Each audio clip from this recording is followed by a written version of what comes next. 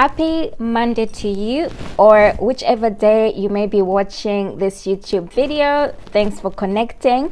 And I am recording from the seaside in the UK, in East Sussex. My name is Chiko, if we're connecting for the very first time. So today I'm going to be focusing on self-doubt. It's Motivational Monday, more about overcoming self-limiting beliefs and learning how to embrace your creativity, especially now. Although it may feel like it's the wrong timing, this is the best time to actually maximizing day by day in small achievable goals. You're embracing your creativity and embracing them step by step, achieving your goals. So let me go straight to the point. Some of the things that I have highlighted as to where self-doubt may stem from, which can be obvious but not so easily doable in terms of overcoming it. And then I'll move on to 7 tips. It's meant to be 6 tips. The last one is a bonus. So my thoughts on self-doubt. This came up because this week I'm going to challenge myself to climb up a steep hill, which I haven't climbed in 4 years. 4 years due to living with a chronic widespread pain musculoskeletal condition, and I've been building my way up and fighting through the mental challenges, the mental barriers, to start embracing my life, a new lifestyle in a different way. And part of my goal has been to eventually be able to climb that hill, and then also to eventually be able to jog like I used to do before. I'm not there yet. It's one baby step at a time. Okay, so that's where this topic stemmed from. And what came to mind was that self-doubt, most of it comes from the mental barriers more than the physical ability to take action and do something. Yes, obviously, part of what has held me back is the fear of feeling the excruciating chronic pain, which nobody in this world would sign up to and say, yes, I want to experience it, because it can last for days and basically ruin your whole week. So what I've done is weighed up the practice, putting something into practice, building up the resilience, and then mentally as well gearing myself up to do it. And then part of that sacrifice will be actually doing the activity and then potentially experiencing the chronic pain. But the only difference will be that I'll be experiencing it in a different way, because it will be more measured, more calculated, at a slower pace, and resting in between. So the reason why I'm highlighting this example is that it also relates to creative entrepreneurship, that some goals may take as long as 4 years or beyond before you can actually get to accomplish them. And self-doubt also plays part of that, is that maybe it may hold you back from pushing forward into excelling further. I'm getting so many notifications on my phone for podcasts, Millionaire Minds, and other things coming up. Okay, so now they're off my screen. Self-doubt, where does it stem from? So it can be influenced from the past, family, social, community, and then you live with it and throughout your career, your adulthood, or your university. I'm just flipping everything the other way around, but I guess you get the point. So it's influenced from factors that relate to your personal, professional, and also social surroundings. That's where it may creep up. But I think the most one that impacts most of us a lot, the self-doubt, comes from wanting to be validated by the ones who are close to us. For them to say, yes, you're great at something, I'm proud of you, you're doing a great job. And when that happens, then the self-doubt may start to creep in. The self-doubt can also stem from your own internal fears about potential failure, potential success, because success can also have its impact, the feeling of feeling overwhelmed, and what if you can't produce what was expected. So insecurity, fear, lack of confidence, all those things stemming around self-doubt. Then let me just move on to what other things as well. It's also coming from the lack of. So the lack of is a void that hasn't been filled, and whatever you do, because that void hasn't been filled, then this self-doubt continues to grow rather than decrease, because you're dependent on an external source in validating and filling in that self-doubt to let you know that yes, you're great at something, or yes, you can go ahead and start fulfilling your life vision, your life passion. And sometimes it's also not always somebody actually saying it to you, or you know, like saying it to you repetitively, like in a negative way. Sometimes it can just be also your own views about how others may perceive you. So if you go out there, if you embrace your dreams, your goals, and you're on center stage, how will others perceive you? So that fear itself, the self-doubt of how others may perceive you, then that also will limit you from moving beyond. Okay, so then this then leads on to the fear of rejection. So the fear of rejection, again, it's about being on center stage. It might not be literal, although that might be, that could also be your goal, but then it's that fear of, once I've finally stepped on the stage or whichever platform you want to step on, what if people do not acknowledge me for who I am? Or what if I make mistakes? Again, self-doubt creeps in. So let's move on to, how do you overcome self-doubt? Self-doubt is normal. It is okay to feel that way. So number one out of the 7 tips you want to stay till the end, number one is to acknowledge your self-doubt. Acknowledge it by writing it down, writing a list of everything you doubt about yourself. Then asking yourself the challenging questions of, is this an actual thing? And if it is, how can you then turn it into a positive? Although it may not feel comfortable to live through it, it's about challenging yourself, acknowledging that yes, this is normal. It happens to all of us, you know. Even me, before jumping on this to do this video, I was like, in what order will things come out? Will I, or not necessarily will I make mistakes? I used to think about that a lot of the times. I've accepted it, that, you know, we're human beings. We're going to make mistakes. We're not going to be perfect. That is fine. We're not going to have the perfect lighting or whatever, you know. But it's about writing it down, looking at it, challenging it, turning it into a positive. The changes won't come overnight, but it's taking this baby steps to learn how to live with feeling uncomfortable and pushing beyond it. So that's taking me to number 2. I've actually combined number 1 and 2. The first one is acknowledge your self-doubt. Then number 2 is to ask yourself what you've written down, the challenging questions, in order to enable yourself to push through and out of this box that you've created, the invisible box, to push yourself slowly outside of it, and then to sit with it, because what you're aiming for is you're fulfilling your life vision and your goals. When that is clear in your mind, when you have your life vision and your purpose, the likelihood is that you will move outside of this comfort zone and still continue acknowledging your self-doubt and doing it regardless. Whatever the it is for you, the it factor, you'll continue to do it regardless of the self-doubt. Then number 3, again, it crisscrosses. Feel the self-doubt and do it anyway, because tomorrow is not promised. We have only got one life to live. What is the worst that can happen? The more you push yourself, the better. Okay, so I'm covering all 3 into, I've covered number 1, 2, and 3. It looks like it. So the other thing I would also like to let you know is trust you, and then trust me when I say this. The more you do it, the more you will start to it will feel uncomfortable at first, but the more you push yourself to do it, the likelihood is that you will start to embrace it. Yeah, you will start to embrace this experience more, because what you're doing is you're fulfilling what you haven't fulfilled. So you will gain the joys from it, even though the experience might be painful. So this relates to me climbing up that hill.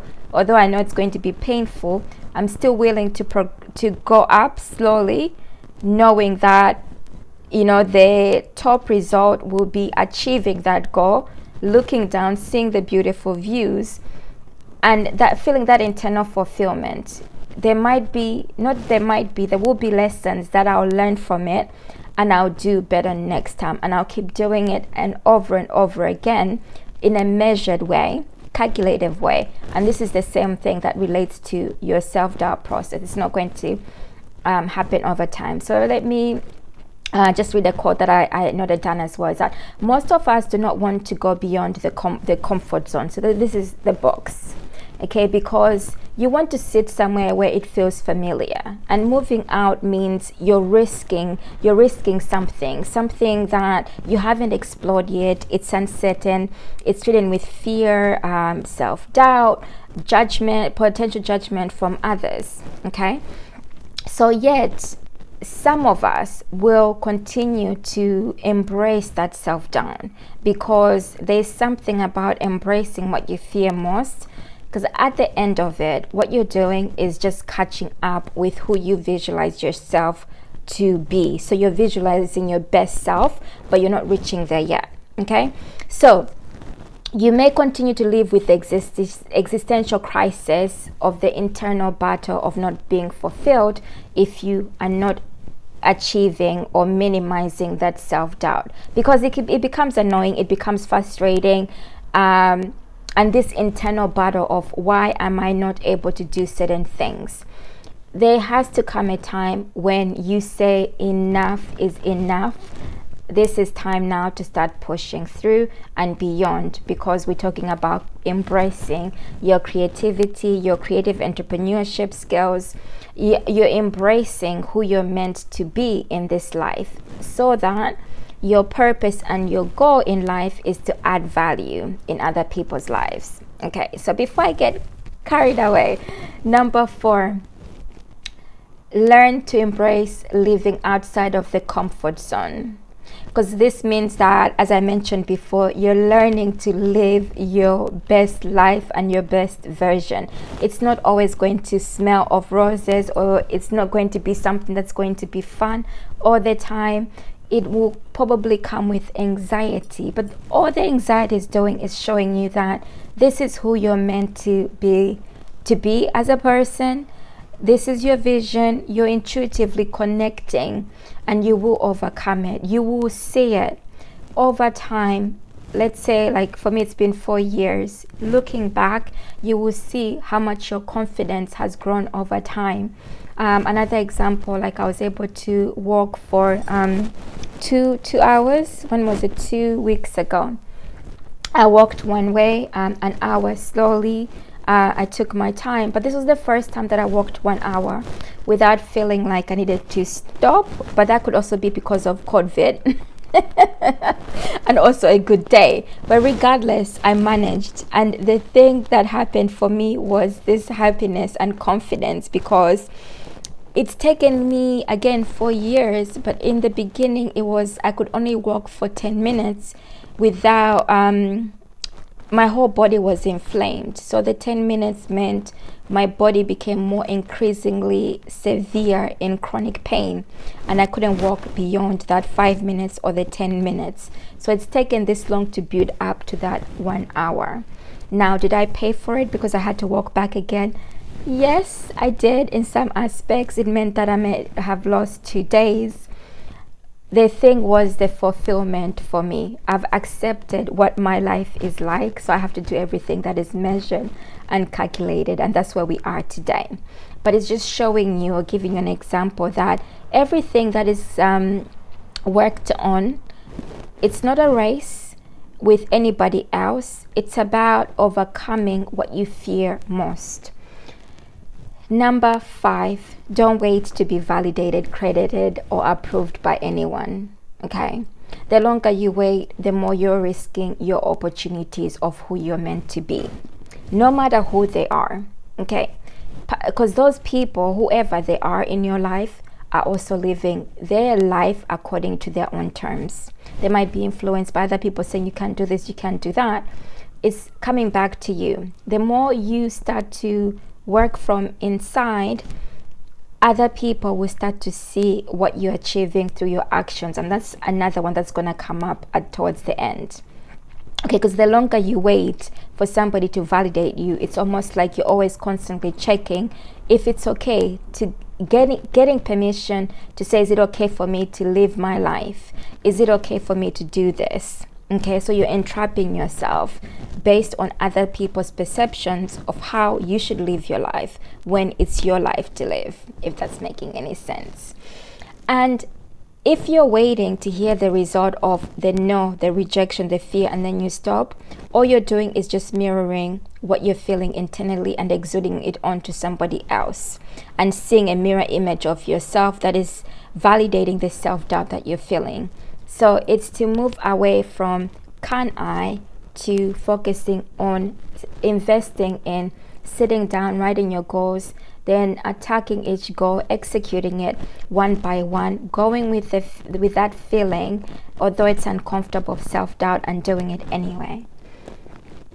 Let me just see if there's anything else. Okay, you do not have to work on this journey alone. Although I've mentioned the 4 years, within the first 2 years, I had support, and I still continue to have support, integrated medical care. And prior to that, I was also studying existential psychotherapy, and through that I did my own personal therapy, because in order to work as a volunteer psychotherapist, I also had to be in my own therapy sessions. I enjoy talking cures. As strange as that may seem, it helps a lot. Talking cures basically means being able to talk to somebody as a reflection of yourself in order to help you to overcome those challenges. So as part of like my fibromyalgia healing journey, not to say however, I might not ever be able to get rid of fibromyalgia, but healing is about easing the experiences that I have so that I can live a more manageable life. I've had integrated medical care support, physiotherapy, and group therapy to cry it out, to let the anger out, to let the limitations and the frustrations out in order to live a semi-normal life. The same applies to creative entrepreneurship.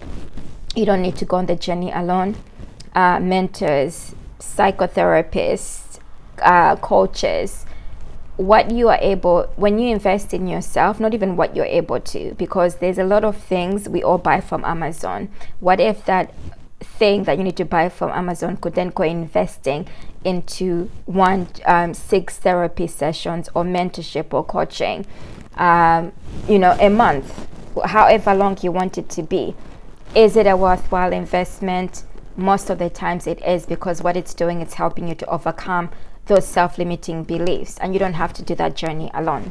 And then it's also about surrounding yourself with people who've got a positive and optimistic outlook, feeding yourself positive inspirational information on a continuous basis in order to overcome those self-doubt moments. So on my phone now, I have remember in the beginning I mentioned about how there was this reminders popping up on my phone.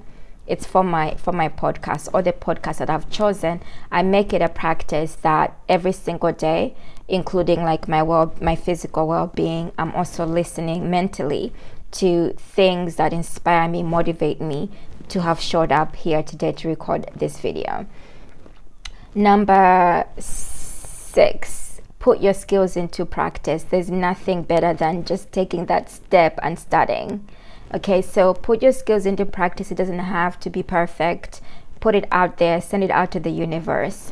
You have the opportunity to review it, amend it as you go along.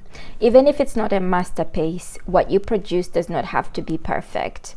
What you're doing is you're letting yourself grow as a person. You're learning through your lessons of what needs to be improved, and that is acceptable, because you need to hang on to that human aspect of who you are as a person, because when you perfect something, it becomes diluted and it becomes inauthentic. People look to connect with somebody else who is imperfect. The imperfect is what makes you uniquely you, and it also helps you to connect with people who will resonate with your experiences and what you have gone through. Number 7, which was the bonus, okay, if I can remember it, okay, and I think I mentioned it prior to as well. The small steps you make daily count, and they matter. Credit yourself for any small thing that you do. Remember the last point I said, start. It matters. When you start today, Monday, get to Sunday, you would have achieved at least small 7 steps to get to the Sunday. And then multiply that into a month, 6 months, a year. There's a lot more you would have achieved collectively as part of your grander goal than if you don't start at all. So it does matter. Although it may seem like frustrating, as though you're not achieving as much as you would want to. Like today, I was going through like writing my 2 blog posts, doing this video. Then I was thinking, oh my goodness, there's still more I need to achieve. I've got this course I need to create. There's something else I need to do. There's always going to be something extra that you need to do. Credit and acknowledge, bank. So it's okay to have those thoughts. Yeah, never let them limit you, but it's about pushing beyond that and still going with it. It's not about being perfect. So there's a perfectionist in me, but part of that perfectionist has learned how to let go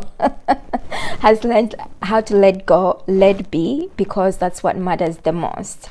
So I hope these 7 tips have given you a little bit of inside help into moving along. Hopefully you have a notepad, you have a vision board somewhere that helps you in the direction of where you need to go and in overcoming some of your self-doubt moments. And below this video, I will include links to my full blog post, which you can refer to for more detailed information, as well as educational resources. If you've got any questions, feel free to drop them below, and I'm always happy to answer like any questions. What else? Oh yes, if you have resonated, connected with this video as well, do feel free to share out. And if you're connecting for the very first time, remember to hit the subscribe button somewhere along here to receive notifications of when the next video is up. I'm going to say adios for today. Going to have something to eat. Nearly 6 o'clock here in the UK. Bye from me for now. Until next time.